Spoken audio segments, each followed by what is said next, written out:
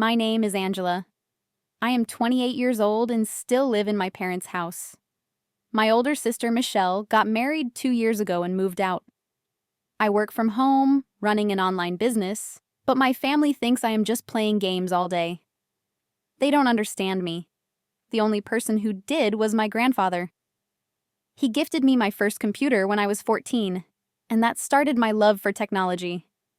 But he passed away 3 years ago. Since then, I have felt completely alone in this house. No one truly cares about me. My parents are busy with work, and my father leaves early on weekends to avoid my mother's endless demands. We barely talk.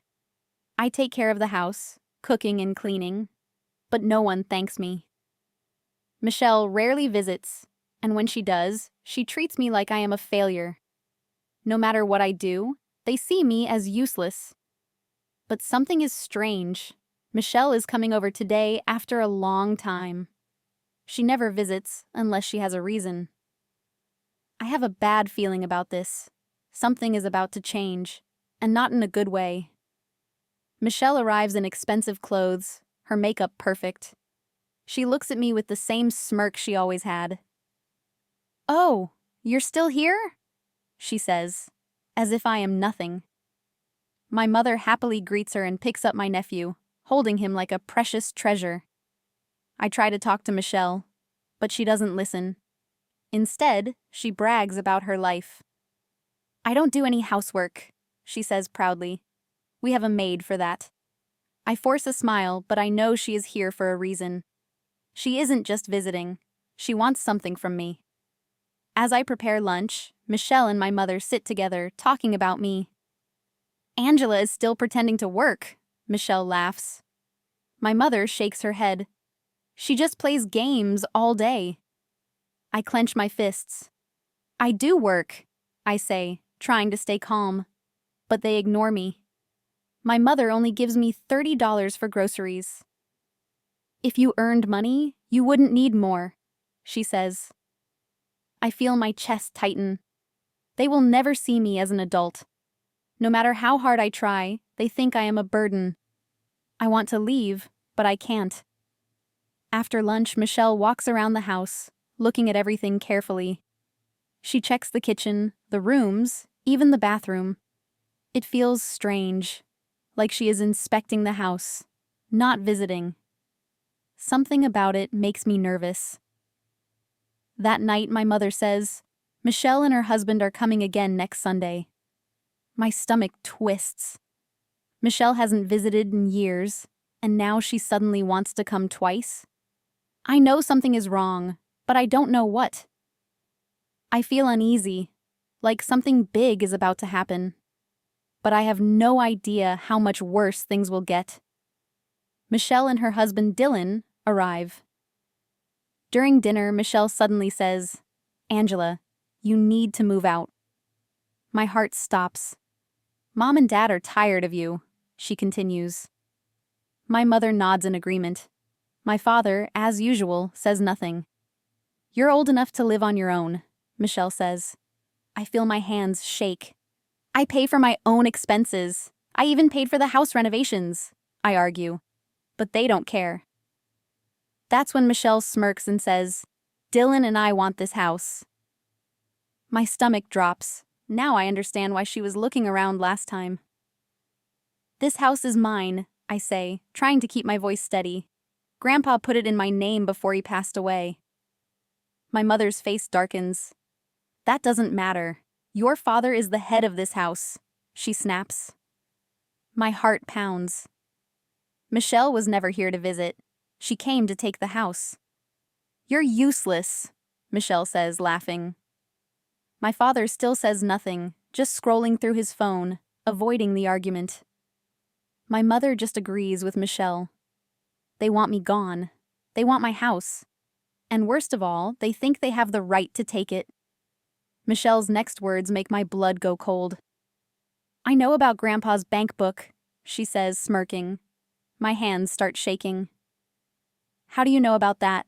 I ask. "I found it in your drawer," she replies, her voice full of pride. My stomach drops. She went through my things. "Where is the cash card?" she asks. "I couldn't withdraw anything." My mind races. She tried to steal the money. "Grandpa left that money for me," I shout.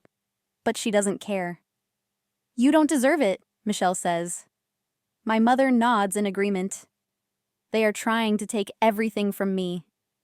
That night I stay awake, thinking, they will never accept me. They will never respect me. The next morning, I leave early and go to a cafe, ignoring my mother's texts telling me to come home and cook breakfast. I contact a moving company. Luckily, they can come today. When I return home, I pack everything I bought, the fridge, the washing machine, everything. The house feels empty. This was my grandparents' home, but it no longer feels like mine. I take one last look and walk out the door. For the first time, I feel free. That evening, my phone rings. It's my mother. "Where are you? Why is everything gone?" she yells. "I took what I bought," I say calmly. "You bought it with Grandpa's money," she screams. "No," I reply. "I bought them with my own earnings." I send her a bank statement proving it. There is silence. Then she finally says, "You're horrible." I don't care. They pushed me out, and now they have to deal with it. But I know Michelle won't give up so easily. She always has another plan, and I know she will call again soon.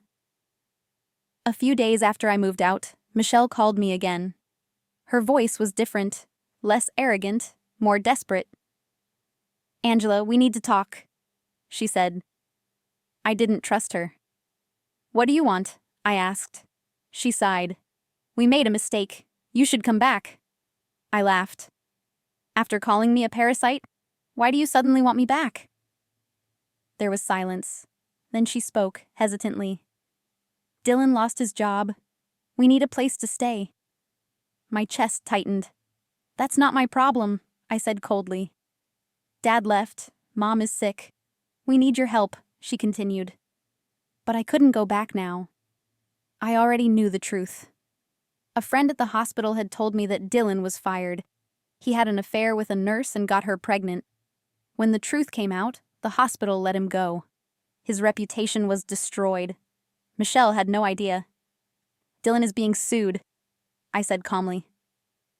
There was silence. Then Michelle gasped. "You knew?" she whispered. "Yes," I replied, "and I don't care." Her voice broke.